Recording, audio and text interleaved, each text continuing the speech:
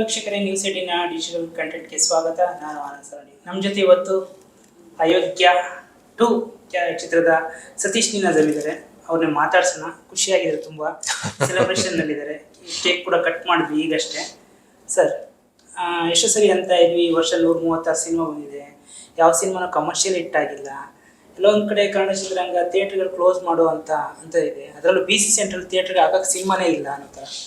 So ನೀವು ಥಿಯೇಟ್ರ್ಗಳಿಗೆಲ್ಲ visit ಕೊಡ್ತಾ ಇದ್ದೀರಾ, ಅದರಲ್ಲೂ BC ಸೆಂಟ್ರ್ ಥಿಯೇಟ್ರ್ಗಳಿಗೆ ಹೋಗ್ತಾ ಇದೆ. ಹೆಂಗಿದೆ ಸರ್ ರೆಸ್ಪಾನ್ಸ್?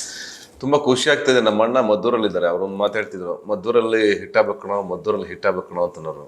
ಮದ್ದೂರಲ್ಲಿ ಕಲೆಕ್ಷನ್ ಕೇಳಿ ಖುಷಿ ಆಯ್ತು ನನಗೆ. ಅಂದರೆ ತುಂಬ ವರ್ಷಗಳಾಗಿತ್ತಂತೆ ಅಷ್ಟು ಕಲೆಕ್ಷನ್ ಬಂದು. ಅಂದರೆ ಮದ್ದೂರು C ಸೆಂಟ್ರದ್ದು ಆ ಥಿಯೇಟ್ರ್ ರೀಓಪನ್ ಮಾಡಿದ್ದಾರೆ ಈಗ. ಅಂದರೆ ಅಲ್ಲಿಂದ ಹೇಳ್ತಾ ಇದ್ದೀನಿ ಯಾಕೆ ಅಂತಂದರೆ, ಅಲ್ಲೂ ಕೂಡ C ಸೆಂಟ್ರಲ್ಲೂ ತುಂಬ ಚೆನ್ನಾಗಿ ಕಲೆಕ್ಷನ್, ಕೊಳ್ಳೇಗಾಲ ಆಗ್ಬೋದು, ಆಮೇಲೆ ಈ ಕಡೆ ಹೋದ್ರೆ ನೀವು ನಾರ್ತಲ್ಲೂ ಅಷ್ಟೇ C ಸೆಂಟ್ರ್ಗಳ ಕಲೆಕ್ಷನು, ಸಿಂಗಲ್ ಸ್ಕ್ರೀನ್ ಕಲೆಕ್ಷನು ತುಂಬ ಚೆನ್ನಾಗಿದೆ.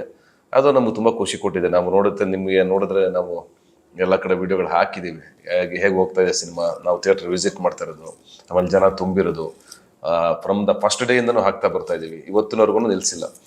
ಅದು ಎಲ್ಲೋ ಒಂದು ಕಡೆ ನಮಗೆ ಒಂದು ಪಾಸಿಟಿವ್ ಎನರ್ಜಿ, ಮತ್ತು ನಾವು ಮುಂದೆ ಇನ್ನೂ ಒಳ್ಳೆ ಸಿನಿಮಾ ಮಾಡೋದಕ್ಕೆ ನಮಗೆ ಜನ ಅವಕಾಶ ಮಾಡಿಕೊಟ್ಟಿದ್ದಾರೆ. ಅದಕ್ಕೆ ಥ್ಯಾಂಕ್ಸ್ ಹೇಳಬೇಕು. ಎಲ್ಲೋ ಒಂದು ಕಡೆ ಇದು ಮಂಡ್ಯ ನೆಟಿವಿಟಿ ಸಿನಿಮಾ ಹಳೆ ಮೈಸೂರು ಭಾಗಕ್ಕೆ ಮಾತ್ರ ಇಷ್ಟ ಆಗ್ಬೋದು ಅಂತ ಇರುತ್ತೆ. ಸೊ ಉತ್ತರ ಕರ್ನಾಟಕ ಆಗಿರ್ಬೋದು, ದಕ್ಷಿಣ ಕನ್ನಡ ಆಗಿರ್ಬೋದು, ಈ ಕಡೆ ಹೆಂಗಿದೆ ಸರ್ ರೆಸ್ಪಾನ್ಸ್? ಅಲ್ಲ, ನಾನು ಉತ್ತರ ಕರ್ನಾಟಕ ನಾನು ಹೋಗಿದ್ನಲ್ಲ, ಶಿವಮೊಗ್ಗ ಹೋಗಿದ್ದೆ, ಈ ಕಡೆ ದಾವಣಗೆರೆ ಹೋಗಿದ್ದೆ. ಅದಾದ್ಮೇಲೆ ಉತ್ತರ ಕರ್ನಾಟಕ ಹುಬ್ಳಿ ವಿಸಿಟ್ ಮಾಡಿದ್ವಿ. ಹುಬ್ಳಿನಲ್ಲಿ ನೀವು ನೋಡಿದ್ರಲ್ಲ ಥಿಯೇಟ್ರ್ ವಿಜುವಲ್ಸ್ ನೋಡಿದ್ರೆ ನೀವು, ಅಲ್ಲಿ ಜಾಗನೇ ಇರಲಿಲ್ಲ ಥಿಯೇಟ್ರ್ ಒಳಗಡೆ ಕೂಡ.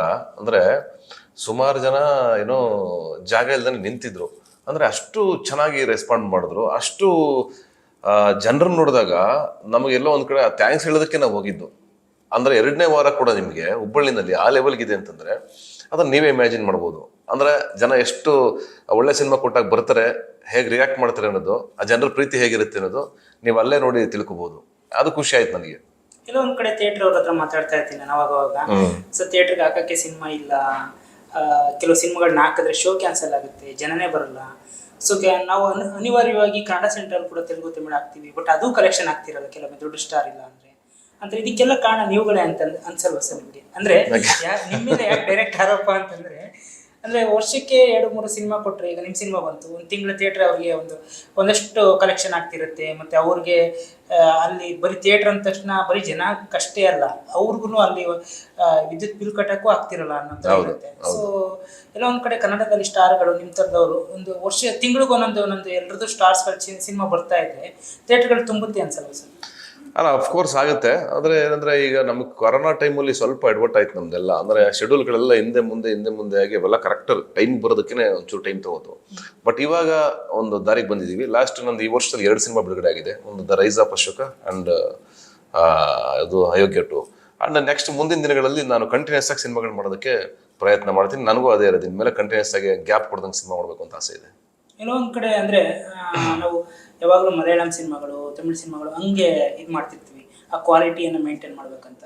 ಸೊ ಈಗ ಅಯೋಗ್ಯಗಾಗ್ಬೋದು, ಕರಾವಳಿಗೆ ಜನ ಬರ್ತಿದ್ರೆ ಅಂದರೆ ನಾವು ಜನನ್ನ ದೂಷಿಸಂಗಿಲ್ಲ ಅಲ್ವಾ ಸರ್? ನಾನು ಯಾವತ್ತೂ ಅದನ್ನ ಮಾಡಿಲ್ಲ. ನೀವು ಅಬ್ಸರ್ವ್ ಮಾಡಿದ್ರೆ ನಂದು ಯಾವುದೇ ಇಂಟರ್ವ್ಯೂಗಳು ತೊಗೊಂಡ್ರು ನಾನು ಎಲ್ಲೇ ಮಾತಾಡಿದ್ರು ಒಂದೇ ಹೇಳ್ತಾ ಇದ್ದೆ, ಸಿನಿಮಾಗೆ ಜನ ಬರಲಿಲ್ಲ ಅಂದ್ರೆ ನಮ್ಮಲ್ಲಿ ಏನೋ ಸಮಸ್ಯೆ ಇದೆ, ನಾವೆಲ್ಲೋ ಇನ್ನೂ ಚೆನ್ನಾಗಿ ಸಿನಿಮಾ ಮಾಡ್ಬೇಕೇನೋ, ಬೆಟ್ರಾಗಿ ಸಿನಿಮಾ ಮಾಡ್ಬೇಕೇನೋ ಅಂತ ಅನಿಸಿದೆ. ಬಿಟ್ಟರೆ ನನಗೆ ಜನಗಳ ಬಗ್ಗೆ ಯಾವತ್ತೂ ಆ ಥರದ್ದು ಅನಿಸಿಲ್ಲ.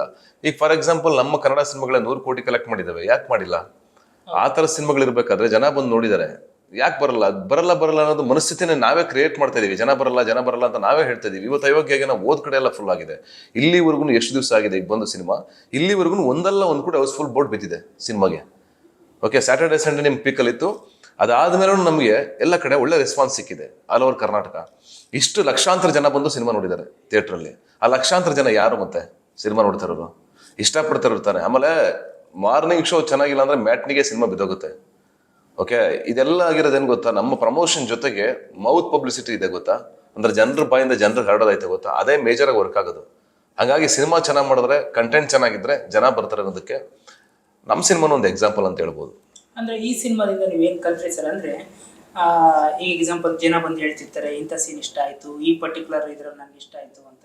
ಸೊ ಈ ಸಿನಿಮಾ ಓವರಾಲ್ ಆಗಿ ಆಡಿಯನ್ಸ್ ಬಂದು ಹೇಳುವ, ಈ ಸಿನಿಮಾ ಕಂಪ್ಲೀಟ್ ಎಂಟರ್ಟೈನ್ಮೆಂಟ್, ಆ್ಯಕ್ಷನ್ ಆಗ್ಬೋದು, ಡ್ಯಾನ್ಸ್ ಆಗ್ಬೋದು, ಅಥವಾ ಸಾಂಗ್ಗಳಾಗ್ಬೋದು. ಆಮೇಲೆ ಕಂಪ್ಲೀಟ್ ಸಿನಿಮಾನೇ ಕಥೆನೂ ಕಂಪ್ಲೀಟ್ಲಿ ಎಂಟರ್ಟೈನ್ಮೆಂಟ್ ಮೇಲೆ ಬೇಸ್ಡ್ ಆಗಿದೆ. ಅಂದ್ರೆ ಪೊಲಿಟಿಕಲ್ ಡ್ರಾಮಾ ಇದ್ರು ಅದ್ರ ಜೊತೆಗೆ ನಗಿಸ್ತಾ ನಗಿಸ್ತಾ ಆ ಕಥೆನ ಸೀರಿಯಸ್ ಆಗಿರೋ ಕಥೆನೂ ನಗಿಸ್ತಾ ನಗಿಸ್ತಾ ಹೇಳ್ತಾ ಹೋಗ್ತೀವಿ. ಅಂದ್ರೆ ನೀವು ನಮ್ಮ 3 ಜನದ ಕ್ಯಾರೆಕ್ಟರ್ ತಗೋಬಹುದು, ಶಿವರಾಜು, ಗಿರಿದು. ಅದು ಬಿಟ್ಟು ರವಿಶಂಕರ್ ಅವ್ರ ಕ್ಯಾರೆಕ್ಟರ್ ತಗೊಳ್ಳಿ ನೀವು, ಎಷ್ಟೇ ಸೀರಿಯಸ್ ಆದ ವಿಲನ್ ಆದ್ರೂ ಅಲ್ಲೆಲ್ಲ ಅವರು ನಗಿಸ್ತಾ ನಗಿಸ್ತಾ ಆ ಒಂದು ಏನೋ ಆ ಸೀರಿಯಸ್ನೆಸ್ ಇದ್ರೂ ಆ ವಿಷಯಗಳಲ್ಲೆಲ್ಲದರಲ್ಲೂ ಒಂದು ಕಾಮಿಡಿ ಎಲಿಮೆಂಟ್ಸ್ಗಳಿದೆ. ಎಲ್ಲಾರ ಕ್ಯಾರೆಕ್ಟರ್ಗಳಲ್ಲೂ ಅದಿದೆ. ಅಂದ್ರೆ ಜನಕ್ಕೆಲ್ಲ ಒಂದ್ ಕಡೆ ಅಂದ್ರೆ ಒಂದು ಅರ್ಥ ಆಯ್ತಲ್ವಾ ಸರ್, ಅಂದ್ರೆ ಜನಕ್ಕೆ ಏನೂ ಬೇಕಿಲ್ಲ, ಅವ್ರದ್ದೇನೋ ಜಂಜಾಟಗಳಿರುತ್ತೆ, ಇರ್ತವೆ. ಅದ್ರ ನಡುವೆ ನಮ್ಮ ಸಿನಿಮಾಗಳಲ್ಲೂ ಬಂದ್ಬಿಟ್ಟು ಅವ್ರನ್ನ ಮತ್ತಷ್ಟು ಸ್ಟ್ರೆಸ್ ಮಾಡೋ ಅಥವಾ ಏನೋ ತಿಳ್ಕೊಂಡು ಹೋಗೋ ಅವಶ್ಯಕತೆ ಇಲ್ಲ. ಅಲ್ಲ, ಏನ್ ಗೊತ್ತಾ, ನಾವು ತುಂಬಾ ಬುದ್ಧಿವಂತಿಕೆ ಯೂಸ್ ಮಾಡೋ ಅವಶ್ಯಕತೆ ಇಲ್ಲ. ಸಿಂಪಲ್ ಆಗಿ ಕಥೆಗಳನ್ನ ನರೇಟ್ ಮಾಡಿದ್ರೆ ಒಳ್ಳೊಳ್ಳೆ ಕಥೆಗಳು ನಮ್ಮಲ್ಲಿ ಇದಾವೆ. ಅದನ್ನ ತುಂಬಾ ಸಿಂಪಲ್ ಆಗಿ ನರೇಟ್ ಮಾಡಿದ್ರೆ ಜನ ನೋಡ್ತಾರೆ. ಅದನ್ನ ಎಂಟರ್ಟೈನ್ಮೆಂಟ್ ಮುಖಾಂತರ ಹೇಳ್ತಾ ಹೋದ್ರೆ ಜನರಿಗೆ ತುಂಬಾ ಏನೋ ಆಸಕ್ತಿ ಇದೆ ಆ ತರ ಸಿನಿಮಾಗಳು ನೋಡೋದಕ್ಕೆ. ಅವ್ರಿಗೊಂಥರ ಸ್ಟ್ರೆಸ್ ಬಸ್ಟರ್ ಆಗ್ಬೇಕು ಸಿನಿಮಾ. ಅವ್ರದೇ ಲೈಫಲ್ಲಿ ಸಾಕಷ್ಟು ಸಮಸ್ಯೆಗಳಿರ್ತವೆ. ಅದ್ರ ಮಧ್ಯೆ ನಮ್ಮ ಸಿನಿಮಾ ಎಲ್ಲ ಅವ್ರಿಗೆ ತಲೆನೋವು ಆಗ್ಬಾರ್ದು. ಅವ್ರನ್ನ ಬುದ್ಧಿವಂತರ ಇಲ್ವಾ ಅಂತ ಪರೀಕ್ಷೆ ಮಾಡಕ್ ಹೋಗ್ಬಾರ್ದು. ಎಲ್ಲರೂ ಬುದ್ಧಿವಂತರ ಈ ಜಗತ್ತಲ್ಲಿ. ಓಕೆ, ಎಲ್ರಿಗೂ ಅವ್ರದೇ ಆದ ಬುದ್ಧಿ ಇರುತ್ತೆ. ಸಿನಿಮಾ ಯಾವಾಗಲೂ ಎಲ್ಲಾ ಸೆಂಟರ್ಗಳನ್ನು ರೀಚ್ ಆಗ್ಬೇಕು ಅನ್ನೋದು ನನ್ನ ಉದ್ದೇಶ. ನಾವು ಯಾವಾಗಲೂ ನೀವು ಒಂದು ಬಂಗಾರದ ಮನುಷ್ಯ ತಗೊಂಡ್ರೆ ABC 3 ಜನ ನೋಡುವಂತ ಸಿನಿಮಾ. ಸುಮ್ಮನೆ ಎಕ್ಸಾಂಪಲ್ ಹೇಳ್ತಾ ಇದ್ದೀನಿ ನಾನು. ಓಕೆ, ಹಂಗೆ ಸಿನಿಮಾ ಏನೋ ಮ್ಯಾಜಿಕ್ ನ ಕ್ರಿಯೇಟ್ ಮಾಡ್ಬೇಕು ಅಂತ ನನಗನ್ಸುತ್ತೆ. ಮಲ್ಟಿಪ್ಲೆಕ್ಸ್ ಅಲ್ಲಿ ಹೆಂಗಿದೆ ಸರ್, ಅಂದ್ರೆ BC ಸೆಂಟರ್ ಅಲ್ಲಿ ನೀವು ಎಲ್ಲ ಕಡೆ ಹೋಗ್ತಾ ಇರೋ ಕಡೆ ತಾಲೂಕ್ ಸೆಂಟ್ರಲ್ಲೂ ಕೂಡ ಹೌಸ್ಫುಲ್ ಬೀಳ್ತಾ ಇದೆ, ಅದೊಂದು ಖುಷಿ. ಮಲ್ಟಿಪ್ಲೆಕ್ಸ್ ಅಲ್ಲಿ ಹೆಂಗ್ ಹೋಗ್ತಾ ಇದೆ? ನೀವೇ ನೋಡ್ತಾ ಇದ್ದೀರಲ್ಲ, ಬುಕ್ ಮೈ ಶೋ ತೆಗೆದ್ರೆ ಟ್ರೆಂಡಿಂಗ್ ಅಲ್ಲಿ ಇದೆ. ಫಸ್ಟ್ ಡೇನೇ ಟ್ರೆಂಡಿಂಗ್ ಬಂತು ಶುಕ್ರವಾರ, ಸೆಕೆಂಡ್ ಡೇನು ಟ್ರೆಂಡಿಂಗ್ ಅಲ್ಲಿ ಇತ್ತು, ಥರ್ಡ್ ಡೇನು ಟ್ರೆಂಡಿಂಗ್ ಅಲ್ಲಿ ಇತ್ತು. ಅದೆಲ್ಲ ಆದ್ಮೇಲೆ ಸೆಕೆಂಡ್ ವೀಕಲ್ಲೂ ಶನಿವಾರ ಭಾನುವಾರ ಟ್ರೆಂಡಿಂಗ್ ಬಂತು. ಸುಮಾರು 106 ಶೋಗಳು ಮಲ್ಟಿಪ್ಲೆಕ್ಸ್ ಅಲ್ಲಿ ಫುಲ್ ಆಗಿರೋ ಶೋಗಳು ಓಡಿದೆ ಸಿನಿಮಾ.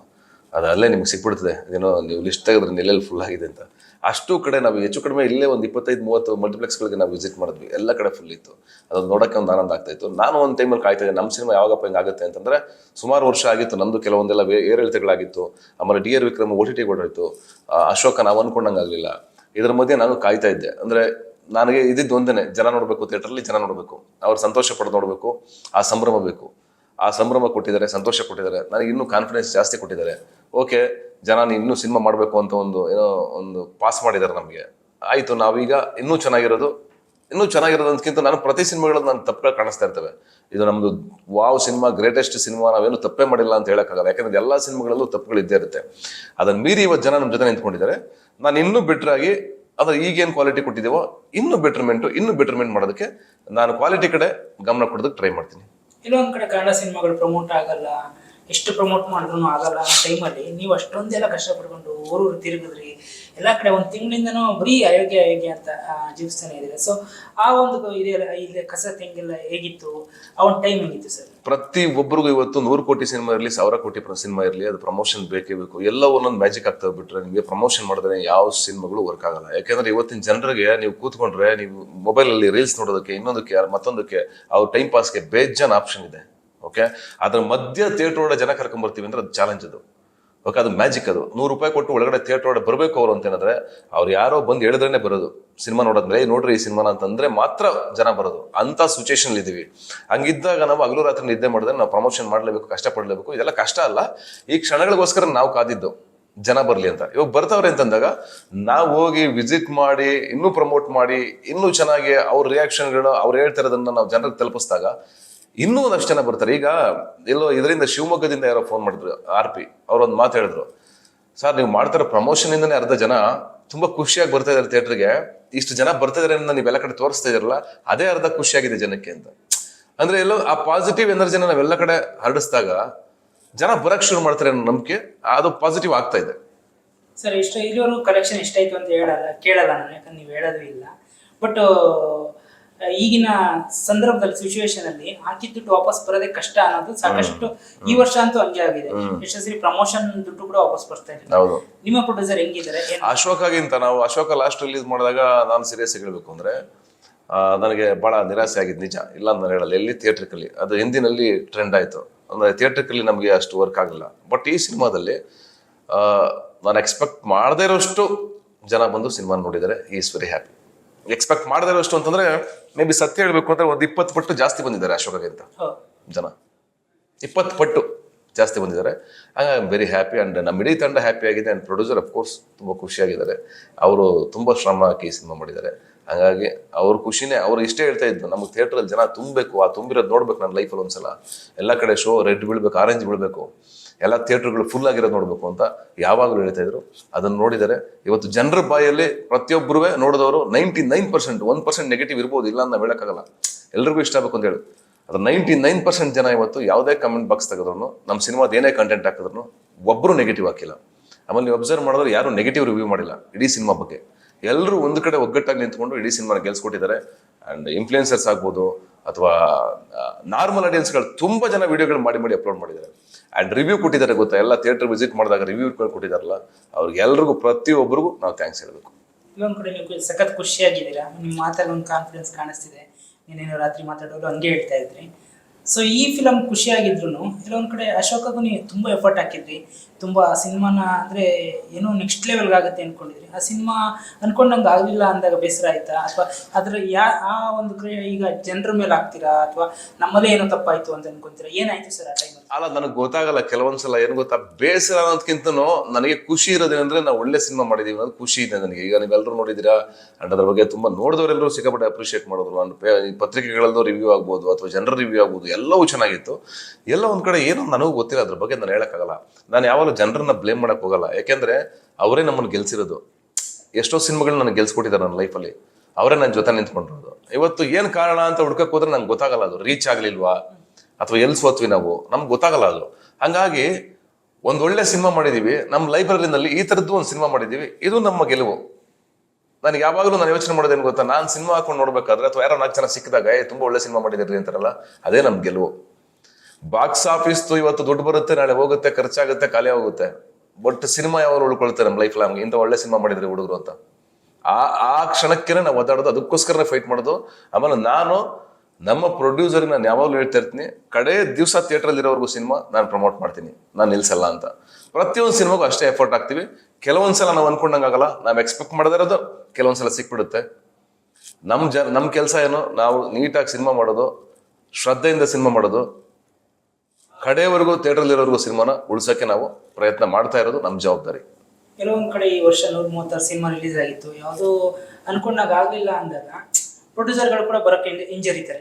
ಯಾರೋ ಹೊಸ ಹುಡುಗರು ಈ ಕತೆ ಹೇಳಿದಾಗ ಆ ಸ್ಟಾರ್ ಹಾಕೊಂಡ್ರೆ ಸಿನಿಮಾ ದುಡ್ಡು ಬರಲ್ಲ, ಈ ಸ್ಟಾರ್ ಹಾಕೊಂಡ್ರೆ ಕಲೆಕ್ಷನ್ ಬರಲ್ಲ ಅಂತ ಇದು ಮಾಡ್ತಾರೆ. ಅಂತರಲ್ಲಿ ಕರಾವಳಿ ಇಟ್ಟಾಯ್ತು, ನಿಮ್ ಸಿನಿಮಾ ಚೆನ್ನಾಗ್ ಆಗ್ತಾ ಇದೆ, ಇದರಿಂದ ಇಂಡಸ್ಟ್ರಿಗೆ ಒಂದು ಬೂಸ್ಟ್ ಸಿಕ್ತಂಗಾಯ್ತು ಅಂತ.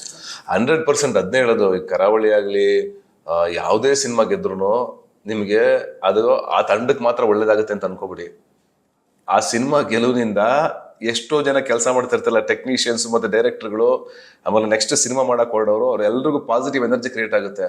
ಯಾರೋ 5 ಕೋಟಿ ಹಾಕೊಂಡು ಒಂದು ಟೀಮ್ ಸಿನಿಮಾ ಮಾಡ್ತಾ ಇದೆ ಅಂತ ಅನ್ಕೊಳ್ಳಿ, ಎಲ್ಲಾ ಸಿನಿಮಾಗಳು ಸೋಲ್ತು ಹೋದ್ರೆ ಆ ಪ್ರೊಡ್ಯೂಸರ್ ಏನು ಯೋಚನೆ ಮಾಡ್ತಾರೆ ಅಂದ್ರೆ, ಗುರು ಆ ಸಿನಿಮಾ ಸೋಲ್ತು, ಈ ಸಿನಿಮಾ ಸೋಲ್ತು, ಈಗ ಈ ಸಿನಿಮಾ ಮಾಡ್ಬೇಕಾ ಇಲ್ಲ ಇಷ್ಟು ಬಜೆಟ್ ಬೇಕಾ, ಎಲ್ಲಾ ತರದ ಪ್ರಶ್ನೆಗಳು ಶುರು ಆಗ್ತವೆ.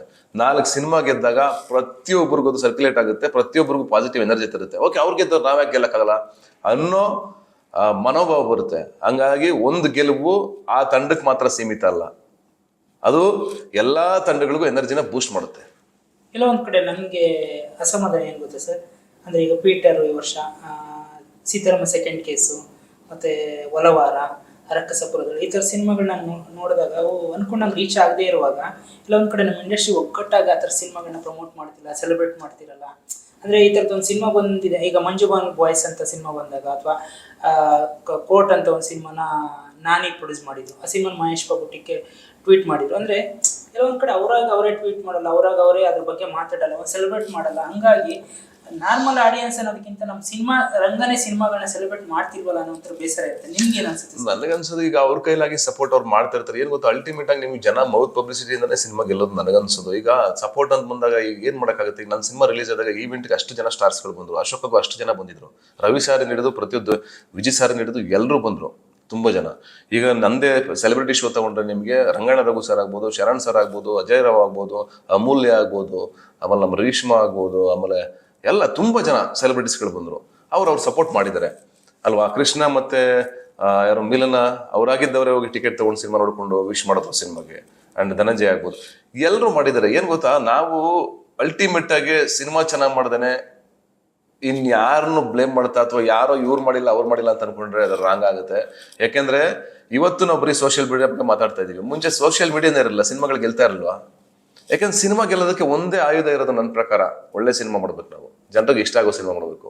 ಅದು ಬಿಟ್ರೆ ನನಗೆ ಇನ್ನು ಯಾವ ಎಕ್ಸಾಂಪಲ್ಗಳು ಏನು ಗೊತ್ತು, ಬಾಕಿದೆಲ್ಲ ನಾವು ಹೋಗೋದು ಒಂದು ಈವೆಂಟ್ಗೋ ಅಥವಾ ನಾವು ಒಂದು ಪ್ರಮೋಷನ್ಗೆ ಹೋಗೋದೋ ಅಥವಾ ನಾವು ಒಂದು ಏನೋ ಸೆಲೆಬ್ರಿಟಿ ಶೋಗೆ ಹೋಗೋದು, ಅದೆಲ್ಲವೂ ಒಂದು ಸಣ್ಣ ಪುಷ್ ಕೊಡುತ್ತೆ, ಜೊತೆಗೆ ಅದು ರೀಚ್ ಮಾಡುತ್ತೆ ಜನಕ್ಕೆ. ಆದರೆ ಸೆಲೆಬ್ರಿಟಿ ಶೋನಲ್ಲೂ ಕೂಡ ಏನು ಗೊತ್ತಾ, ಸಿನಿಮಾ ಚೆನ್ನಾಗಿದ್ರೆ ಸೆಲೆಬ್ರಿಟಿಗಳು ಚೆನ್ನಾಗಿ ಮಾತಾಡಕ್ಕೆ ಸಾಧ್ಯ, ಅದರ್ವೈಸ್ ಮಾತಾಡೋಕ್ಕಾಗಲ್ಲ. ನಾನು ಅದಕ್ಕೆ ಈ ಸಲ ಏನು ಮಾಡಿದೆ ಗೊತ್ತಾ, ಸೆಲೆಬ್ರಿಟಿ ಶೋನ ನೀವು ಅಬ್ಸರ್ವ್ ಮಾಡಿದ್ರೆ ರಿಲೀಸ್ ಆಗಿ 4 ದಿವಸ ಆದ್ಮೇಲೆ ಮಾಡಿದೆ. ಯಾಕೆ ಅಂತಂದ್ರೆ ನಾನು ಫಸ್ಟ್ ಹೇಳಿದ್ದೆ ಜನಕ್ಕೆ ಇಷ್ಟ ಆಗ್ಬೇಕು ಫಸ್ಟ್ ಸಿನಿಮಾ, ಅದಾದ್ಮೇಲೆ ಸೆಲೆಬ್ರಿಟಿ ಶೋ ಮಾಡೋಣ. ಮುಂಚೆನೆ ಸೆಲೆಬ್ರಿಟಿ ಶೋ ಮಾಡಿ ಅಕಸ್ಮಾತ್ ಜನಕ್ಕೆ ಇಷ್ಟ ಆಗಿಲ್ಲ ಅಂತಂದ್ರೆ ಸೆಲೆಬ್ರಿಟಿಗಳಿಗೂ ಇಷ್ಟ ಆಗಲ್ಲ. ಅಫ್ಕೋರ್ಸ್ ಅವ್ರು ಬಂದು ಸುಮ್ಮನೆ ಸತೀಶ್ ಅವ್ರಿಗೋಸ್ಕರ ಬಂದಿದ್ದೀವಿ, ಇರಪ್ಪ ಒಂದೆರಡು ಮಾತಾಡೋಣ, ಚೆನ್ನಾಗಿದೆ ಅಂತ ಹೇಳೋಣ, ಆ ಥರದ್ದು ಕ್ರೆಡಿಟ್ ತಗೊಳ್ಳೋದು ಬೇಡ ನಾವು, ಅವ್ರಿಗೂ ಎಲ್ಲ ಮುಜುಗರ ತರದ್ ಬೇಡ ಅಂತೇಳಿ ನಾವು ಸೆಲೆಬ್ರಿಟಿ ಶೋನ ಆಫ್ಟರ್ ರಿಲೀಸ್ ಆದ್ಮೇಲೆ ಮಾಡಿದ್ದು. ಅಲ್ಲಿವರೆಗೂ ನಾವು ಡಿಸೈಡೇ ಮಾಡಿರಲ್ಲ ಸೆಲೆಬ್ರಿಟಿ ಶೋ ಮಾಡಬೇಕು ಅಂತ. ಹಂಗಾಗಿ ನಮಗೊಂದು ಖುಷಿ ಏನಂದ್ರೆ ಅವರೆಲ್ಲರೂ ನೋಡಿ ಸೆಲೆಬ್ರೇಟ್ ಮಾಡಿದಾಗ ನಮಗೂ ಖುಷಿ ಅನ್ನೋ ಒಂದು ಇಂಟೆನ್ಷನ್ಲಿ ನಾವು ಸೆಲೆಬ್ರಿಟಿ ಶೋ ಮಾಡಿದ್ದು. ಹಂಗಾಗಿ ಸಿನಿಮಾನೇ ಅಲ್ಟಿಮೇಟ್ ಆಗಿ ಚೆನ್ನಾಗಿರ್ಬೇಕು ಅಂತ ನಾನು ಹೇಳೋದು. ಅಂದ್ರೆ ಗೆಲ್ಲೋದಕ್ಕೆ ಏನು ಮಾನದಂಡ ಅಂತ ನೀವು ಕೇಳಿದ್ರೆ, ಪ್ರಮೋಷನ್ ಇದೆಲ್ಲದನ್ನು ಹೊರತುಪಡಿಸಿನೋ ಸಿನಿಮಾ ಚೆನ್ನಾಗಿರ್ಲೇಬೇಕು. ನಾವು ಎಷ್ಟೇ ಚೆನ್ನಾಗಿ ಪ್ರಮೋಟ್ ಮಾಡಿದ್ರು ವರ್ಕ್ ಆಗುತ್ತೆ ಅಂತ ಹೇಳಕ್ಕಾಗಲ್ಲ. ಸಮ್ಟೈಮ್ಸ್ ಎಷ್ಟೇ ಪ್ರಮೋಷನ್ ಖರ್ಚು ಮಾಡಿದ್ರು ವರ್ಕ್ ಆಗುತ್ತೆ ಅಂತ ಹೇಳಕ್ಕಾಗಲ್ಲ. ಅದು ಎಕ್ಸಾಂಪಲ್ಗಳು ನಿಮಗೆ ಸಿಕ್ಕಾಪಟ್ಟೆ ಇದ್ದಾವೆ. ಹಂಗಾಗಿ ಅಲ್ಟಿಮೇಟ್ ಆಗಿ ಸಿನಿಮಾನೇ ಚೆನ್ನಾಗಿರ್ಬೇಕು. ಈಗ ನೀವು ಹೇಳಿದ್ರಲ್ವಾ, ಈಗ ಸೀತಾರಾಮ್ ಅದು ಯಾವ್ದು ಸಿನಿಮಾ ಹೇಳಿದ್ರೆ ಸೀತಾರಾಮ್ ಸೆಕೆಂಡ್ ಕೇಸ್ ನೀವು ಹೇಳ್ತಾ ಇದ್ದೀರಾ, ಯಾಕೆ ಹೇಳ್ತಾ ಇದ್ದೀರಾ? ಅದೆಲ್ಲ ಒಂದ್ ಕಡೆ ಬಂದು ರೀಚ್ ಆಗಿದೆ, ಅದೇ ಗೆಲುವು. ನಾನು ಹೇಳೋದು ಈಗ ಅಷ್ಟು ಜನ ನೋಡಿದ್ದಾರೆ ಅಂತಂದ್ರೆ ಅದೇ ಗೆಲುವು. ಯಾವುದೋ ಮುಖಾಂತರದಲ್ಲಿ ಗೆದ್ದಿದೆ ಸಿನಿಮಾ, ಕರೆಕ್ಟ್, ಆ ಜನ ನೋಡ್ತಾ ಇದ್ದಾರೆ, ಅದು ಖುಷಿಯಾಗಿತ್ತು ನನಗೆ. ಹಂಗೆ ಅದೆಲ್ಲ ಒಂದ್ ಕಡೆ ಈಗ ಸೀತಾರಾಮ್ದು ಬಂದ್ರೆ ನೆಕ್ಸ್ಟ್ ಅದೆಲ್ಲ ಅವ್ರು ಇನ್ನೊಂದು ಪಾರ್ಟ್ 3 ಇನ್ನೊಂದು ಅಥವಾ ಏನೋ ಮಾಡಿದಾಗ ಜನ ಥಿಯೇಟರ್ ಒಳಗಡೆ ಬರ್ತಾರೆ. ಓಕೆ, ಅವತ್ತು ನಾವು ಮಿಸ್ ಮಾಡಿದ್ವಿ, ತಪ್ಪು ಮಾಡಿದ್ವಿ, ಓಕೆ ಇವಾಗ ನೋಡೋಣ ಅನ್ನೋ ಒಂದು ಮನೋಭಾವನ ಬರುತ್ತೆ. ಅದು ಪಾಸಿಟಿವ್ ಎನರ್ಜಿನ ಕ್ರಿಯೇಟ್ ಮಾಡೋದು ಅಂತ ಹೇಳಿದ್ರು. ಎಸ್ ಸರ್, ಸಾಕಷ್ಟು ಮಾತಾಡಿದ್ವಿ. ಒಂದು ಖುಷಿ ಆಗುತ್ತೆ, ಯಾಕಂದ್ರೆ ಕನ್ನಡ ಸಿನಿಮಾಗಳು ಚೆನ್ನಾಗಾಗಬೇಕು. ಕನ್ನಡ ಸಿನಿಮಾಗಳು ಚೆನ್ನಾಗಾದ್ರೆ ಜಸ್ಟ್ ಒಂದು ಸಿನಿಮಾಗಷ್ಟೇ ಅಲ್ಲ, ಅದು ಒಂದು ಇಡೀ ಒಂದು ವ್ಯವಸ್ಥೆಗೆ ಒಂದು ಒಳ್ಳೇದಾಗುತ್ತೆ, ಒಂದು ಪಾಸಿಟಿವ್ ಆಗುತ್ತೆ. ಹೊಸ್ದಾಗಿ ಬರೋ ಹುಡುಗರಿಗೆ ಒಂದು ಉತ್ತೇಜನ ಕೊಟ್ಟಂಗಾಗುತ್ತೆ. ಸೊ ನಿಮ್ಮ ಸಿನಿಮಾ ಗೆದ್ದಿರಾಗೋದು, ಕರಾವಳಿ ಗೆಲ್ತಾ ಇರೋದ್ರಾಗ್ಬೋದು. ಸೊ ಎಲ್ಲ ಒಂದು ಖುಷಿ ಆಗುತ್ತೆ ಇಂಡಸ್ಟ್ರಿಗೆ. So congrats sir. Anyway thank you so much and thank you very much. ಪ್ರತಿಯೊಬ್ಬರಿಗೂ ನಮ್ಮ ಜೊತೆ ನಿಂತ್ಕೊಂಡು, ನಂಗೆ ಗೊತ್ತು, ನಾನು ಹಿಂದೆ ನಂಗೆ ಗೊತ್ತಿಲ್ಲ ನಂಗೆ ಪ್ರತಿಯೊಬ್ಬರು ಸಿನಿಮಾ ನೋಡಿ ನಿಮ್ಮ ಮನೆಯವ್ರನ್ನ, ಫ್ಯಾಮಿಲಿಯವ್ರನ್ನ ತುಂಬ ಜನ ಕರ್ಕೊಂಡು ಹೋಗಿದ್ದೀರಾ, ಗುಂಪೇ ಹೋಗಿದ್ದೀರಾ. ನಿಮ್ಗೆಲ್ರಿಗೂ ಪರ್ಸ್ನಲಿ ಥ್ಯಾಂಕ್ಸ್ ಹೇಳ್ತಿದ್ದೀನಿ. Thank you so much. ನಿಮ್ಮ ನಂಬಿಕೆನ ಖಂಡಿತ ಉಳಿಸ್ಕೋತೀವಿ. ಇನ್ನೂ ಒಳ್ಳೆ ಸಿನಿಮಾ, ಇನ್ನೂ ಚೆನ್ನಾಗಿರೋ ಸಿನಿಮಾನ ಮುಂದೆ ತರ್ತೀವಿ ನಿಮ್ಮ ಮುಂದೆ. Thank you. ನಿಮ್ಮ ಪ್ರೀತಿ ಹೀಗೆ ಇರಲಿ. Thank you. ಇದಾಗಿತ್ತು ನ್ಯೂಸ್ 18ನ ಡಿಜಿಟಲ್ ಕಂಟೆಂಟ್. Thank you.